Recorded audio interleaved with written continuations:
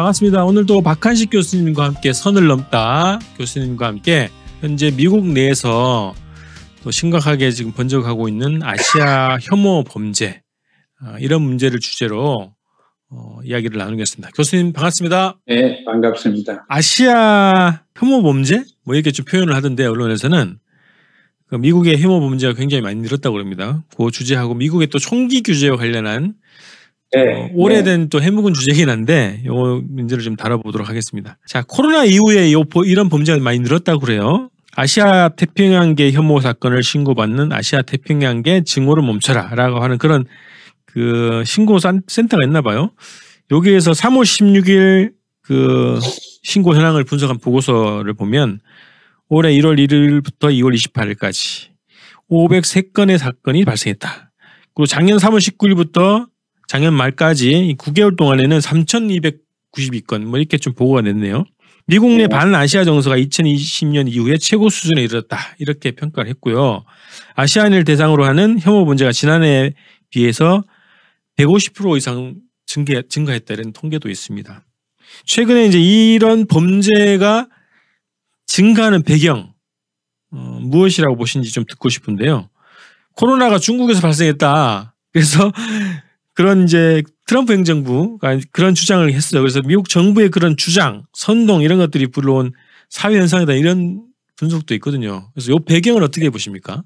미국의 동양인들에 대한 혐오, 증오 이런 거는 언제부터 시작됐냐면은 1992년 로스앤젤레스에서 왜 라드니 킹이라는 사람이 두드려 맞고 또 한국 사람이 경영하는 그 오렌지 카운티의 상점 같은 걸 흑인들이 와서 다 도난해가고 하는 사건이 있었잖아요. 그때 60몇 명이나 또 죽었어요. 사람들도. 그 사건이 있었는데 그 사건 있을 때는 그 사람들이 한국 사람들을 싫어했습니다. 왜 싫어했냐? 살고 있는데 와서 다 뺏들어가거든. 왜냐하면 사업을 잘하니까. 그 사람들이 결코 일을 잘 못하는데 한국 사람이 들어가가지고 정과상 전부 다 새벽에 이 장사하는 거 다 뺏들었지. 구멍가게 같은 거 다 뺏들어가지고 하고 있지요. 그래 놓으니까 흑인들이 동양 사람, 특히 한국 사람에 대해서 정오감이 굉장히 있었습니다. 그건 인종차별이 아니고 현실적으로 자기들이 이성을 가지고 생각을 해보니까 이 한국 사람 자기들 거 다 뺏들어간다. 이렇게 해서 1992년 그때는 아시아 사람 특히 한국 사람들에 대해서 차별을 아까 그 정부 정책이 있었는데 요새는 많이 달라졌습니다. 어떻게 달라졌냐. 트럼프가 나오면서 과거 한 4년 동안 그 악화가 됐지만 인종주의자입니다. 백인 우선주의고 백인이 아니면은 미움을 당합니다. 우리 같은 이런 이 색깔을 가지고 있으면 그걸로서 충분하게 자기들은 공격의 대상을 됩니다. 과거에는 그렇지 않았어요. 과거에는 생각을 해가지고 논리적으로 또 한국 동양 사람 정오했는데 요새는 그렇지 않아요. 이 두 가지가 합해가지고 옛날에 생각하는 그것도 지금 있습니다. 요새는 코로나 바이러스 코비드-19 이놈 때문에 그 의사들이나 이런 사람들이 환대를 받는데 의사들은 누굽니까? 아시아 사람들이 제일 많아요. 더구나 인도 사람, 중국 사람, 한국 사람. 이 사람들은 더구나 한국 사람들 아이들 전부 다 이과대학, 법과대학 보내거든. 그러면은 우수한 성적으로 나와서 우수하게 좋은 직장을 가진다. 백인들이 보니까 자기들이 좋은 직장을 다 가지고 월급도 잘 받고 사회 대접도 받아야 돼. 동양 사람들 와서 하니까 옛날에 청과상 와서 다 하는 거와 똑같은 논리로 지금 동양 사람이 미움을 받고 있습니다. 거기에다가 트럼프 같은 이런 사람은 동양 사람 얼굴만 가지고 있으면은 끼지를 못합니다. 그래서 이제 정오의 대상이 되고, 그 요새 아시아에 대해서 공격의 대상을 되는 거는 이 두 가지 요소, 얼굴이 동양 사람이라는 거, 또 따져보니까 자기들이 가지고 있는 좋은 직장 같은 거, 교육을 통해서 가져가고, 이런 복잡한 게 섞여가지고 지금 인종차별을 받고 있기 때문에 지금 동양 사람이 받고 있는 인종차별을 극복하고 해결하는 방안은 지금 금방 없습니다. 오래 갈 거예요. 그러니까 동양 사람으로서 여기에 있으려고 오래오래 있으려고 하는 사람들은 여러 가지를 잘 궁리를 하고 생각해서 인생의 활로를 결정해야 될 것 같습니다. 말씀 들어보니까 그 한국의 노동자들, 한국 분들도 외국인 노동자들이 우리의 일자리를 뺏는다. 특히 이제 건설 쪽에 있는 노동자분들이 그런 생각을 많이 하시거든요. 이런 것들이 어떻게 보면 사회적인 그 불만의 표출이라고 보이는데 보통 이런 경기 침체, 빈부격차 이런 것들이 심하게 되면 그것에 대한 저항 혹은 불만 표출 이런 것들이 그 약한 사람들한테 쏟아붓는 거죠. 본질적으로는 사회적 계급적 문제인데 이게 그렇게 표출이 안 되고 약한 대상을 상대로 표출된다. 이렇게 좀 분석이 되거든요. 네, 그게 그렇게 분석을 할 수밖에 없지요. 근데 실질적으로는 약한 사람을 대상으로 한다는 건 뭐 편리하게는 그렇게 하지만 결국 자기들이 불만 어디서 나오느냐 그걸 우리가 따져야 되는데 자기들이 많이 나빠졌어요. 과거 한 30년 동안 미국의 중산계급이 없어졌습니다. 1960년도에 제가 유학 와서는 굉장히 직장도 많고 중산계급 대우도 좋았고 그랬습니다. 그때는 우리라도 중산층이 하는 그런 직장을 가지고 있으면 시외 집도 살 수 있고 자동차도 좋은 걸 살 수 있고 그런데 요새는 그렇게 못합니다. 중산계급이 고갈되었어요. 그게 왜 그러냐면은 초산업 사회로 발전되고 국제화가 다 돼가지고 직장 생기면은 외국 일꾼들이 와서 헐값에 그 아까 집 짓는 말씀은 미국에 집 짓는 거는 망치 가지고 못 때리는 사람은 전부 멕시코나 이 남미에서 온 사람들이에요. 미국 사람들 그 짓 안 합니다. 위험하고 어렵다고 그러면서. 그런데 돈도 얼마 안 받고 일은 척 잘하거든. 그래서 미국의 본토에 있는 중산계급이 지금 없어졌어요. 그러니까 중산계급에 있던 사람이 불만이죠. 그중에 많은 사람이 흑인들인데 Black Lives Matter라는 구호를 가지고 와서 우리도 인간 취급해달라 이렇게 하지 않습니까?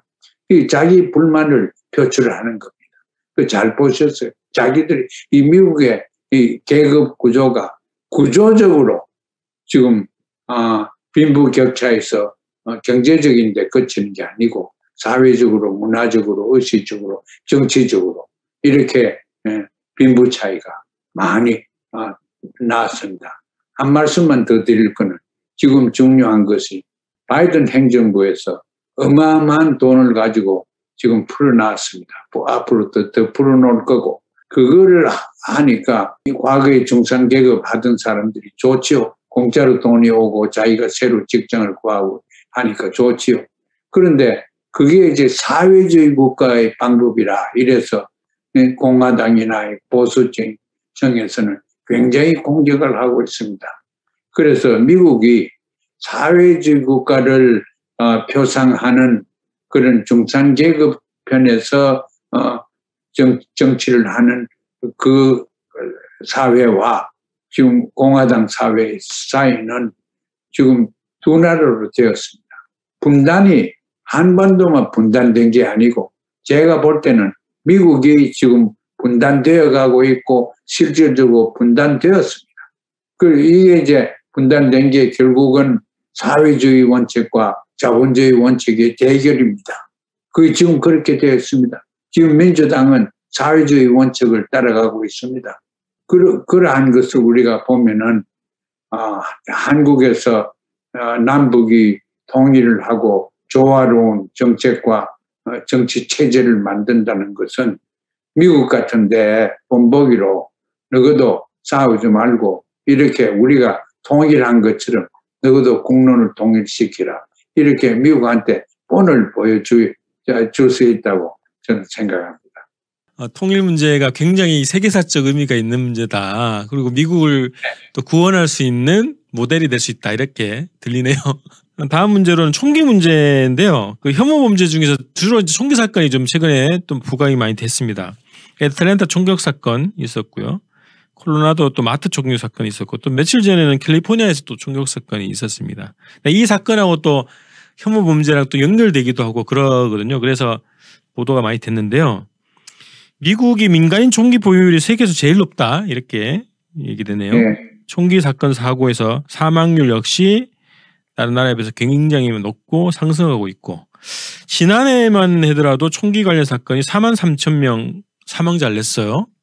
자, 이게 하여튼 바이든 행정부가 행정명령도 검토하겠다 이렇게 입장을 밝히기도 했는데 이게 총기 규제가 가능한가 이런 의문이거든요. 이게 오랜 얘기 아닙니까? 그죠? 근데 이게 정말 가능할지 어떻게 보십니까? 가능하지 않습니다. 왜 가능하지 않냐. 이건 뭐 경제적인 이익권도 많지만 그거보다 더 중요한 것은 지금 이론적인 대결이 돼가지고 총기를 움직이는 이론과 그런 사상이 오히려 총기를 관리를 잘해야 된다고 하는 사상보다도 훨씬 강하게 지금 미국에서 군림을 하고 있습니다. 그게 뭐냐면은 자유, 총기를 가질 자유가 있다. 왜 자유가 있냐? 우리는 우리 목숨을 지켜야 될 자유가 있으니까 총기를 가지고 내 목숨을 지켜야 된다. 거기에 대해서 반대할 사람 없어요. 그래서 총을 누구나 그전 다 살 수 있지요. 정신적으로 박약자나 뭐 신경쇠약자나 이런 사람 이외에는 누구나 다 총기를 살 수 있습니다. 총기를 그럼 사냥하는 거나 이런 이제 운동용으로 사는 게 아니고 총기를 기관총 같은 거 그냥 팔아먹습니다. 수십 방씩 꼬라락 나가는 거 이런 거 그거는 전쟁에서 사람 죽이려고 만드는 총이지 총기지 그게 오락으로 만든 게 아닙니다. 그런데 왜 그러냐면 미국에서 헌법에 그 부조항으로 나와 있는데 인간은 자기 생명과 재산을 지키기 위해서 총기를 보유할 자유가 있다. 이렇게 했습니다. 그거 반대하는 사람 하나도 그거 반대하면 선거에 나가 다 떨어집니다.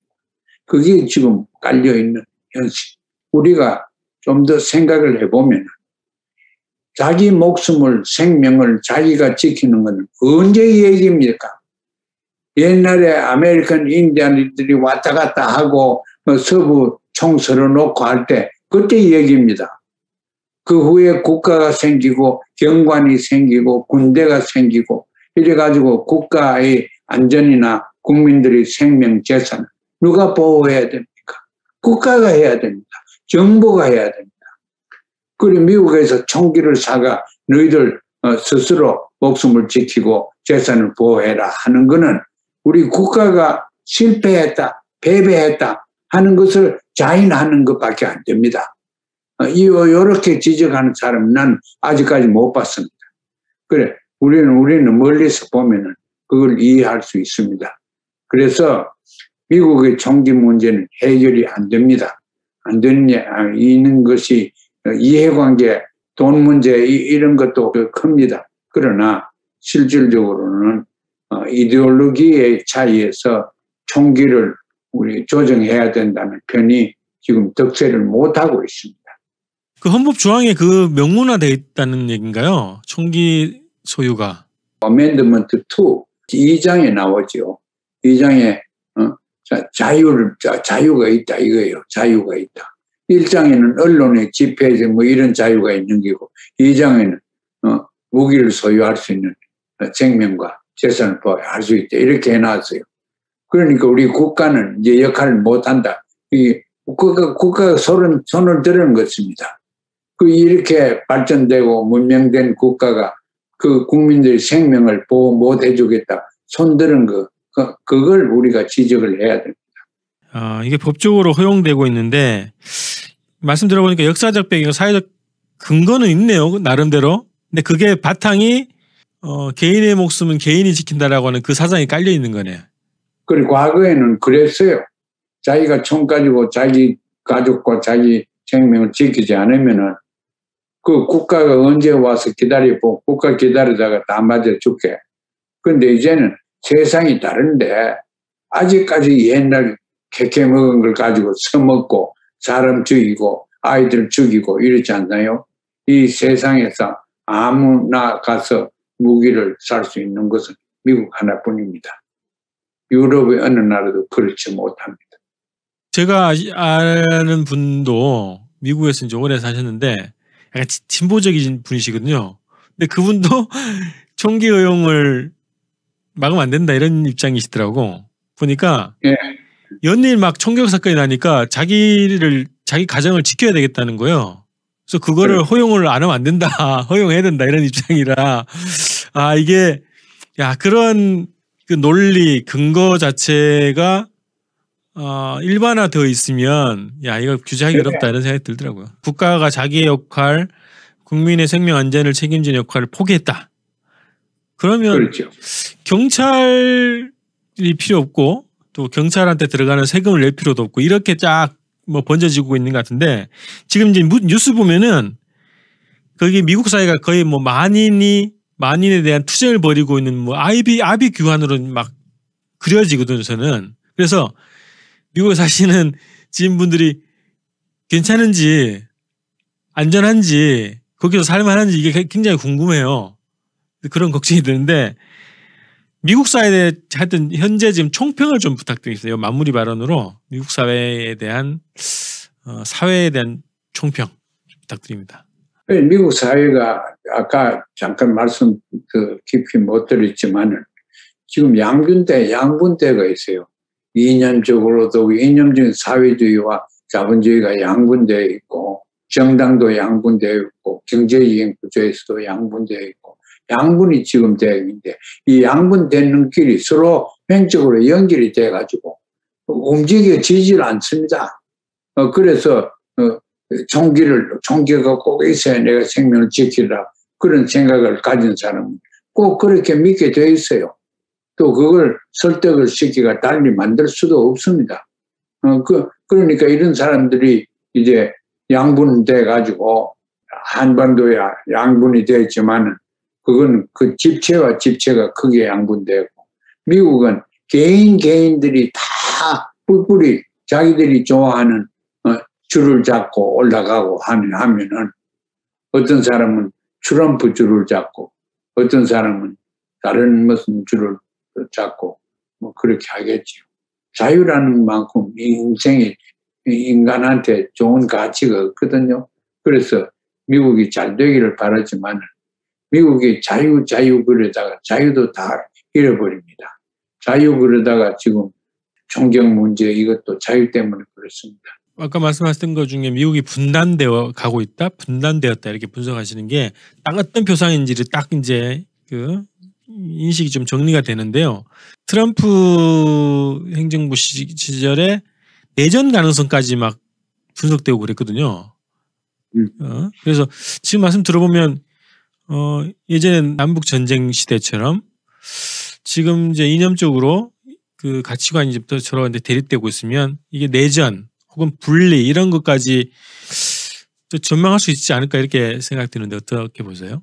그걸 좀 우려를 심하게 하면은 남북 전쟁이 한 번에서 끝난 게 아니고 남북 제2판이 벌어질 수도 있습니다. 그래서 남쪽이라는 거는 인종주의적이고 흑인들을 멸시하고 많이 그렇게 되어 있습니다. 그런 사람들이 의회도 습격을 하고 지금 그렇죠. 남쪽이라는 멕시코나 이런 데 사람 오는 거 담을 세워가지고 트럼프는 사람 못 건너오게 하고 요새는 문 좀 열어놨다고 또 사람들이 오면 그 해결책이 없어요. 쉽게. 그 해결책을 찾기 전에는 미국이 계속적으로 이렇게 양분이 되어 갑니다. 그 양분이 되어 가면은 보통 사람들은 자기가 어디에 속하는지도 몰라요. 여기 한 80%는 없는 사람에 속합니다. 재산도 없고 돈도 없고 수입도 없고 이런 사람이 속합니다. 그러니까 20대 80이 싸움하면 80이 이기죠. 옛날하고는 달라서 이제는 무력 충돌이나 이런 게 국내에서 여기에서 얼마든지 생길 수가 있습니다. 주와 주 사이에도 관계가 좋지 않습니다. 예를 들어서 제가 사는 조지아 주가 지금 특출하게 선거를 어렵게 만들어가지고 공화당이 유리하게 만들라고 공화당 주지사가 지금 그렇게 하고 있죠. 그래서 여기는 또 총격 사건도 아틀란타 한번 났지 않습니까? 한 3주일, 2주일 전이니까. 그런 게 얼마든지 나올 수 있고 그렇습니다. 트럼프 지지하는 사람하고 트럼프 반대하는 사람이 쉽지 않게 싸움을 걸어서 거기는 총격전이 일어나고 그렇습니다. 지금 굉장히 무서운 상황으로 벌어질 가능성이 있습니다. 그 앞에 다뤘던 저희 주제 중에 이제 대외 정책 관련해서 미국이 그 뭐 제국주의 속성이라고 하는데 이제 분열해서 통치한다 이제 이런 자기 속성이 있는데 그 제국주의 속성이 이제 국내에서도 그렇게 결국 이제 그러니까 국내 분단, 국내 대립으로 나타나는 것 같거든요. 그래서 미국의 대외 정책 기조를 변화시키지 않으면 국내 문제도 해결책이 안 보이겠다 이렇게 또 정리가 되네요. 자, 이렇게 해서 이 주제를 또 마무리해 보겠습니다. 그 가장 인상에 딱 남는 그 표현은 미국이 분단되었다. 뭐 이런 표현이 좀 가장 인상적인데요. 하여튼 미국 상황은 뭐 거기서 현지에서 살고 계시기 때문에 수시로 저희 방송에서 좀 다루는 걸로 하고요. 네, 고맙습니다. 네, 오늘 함께 해주셔서 고맙습니다. 방송 마치겠습니다. 고맙습니다. 네.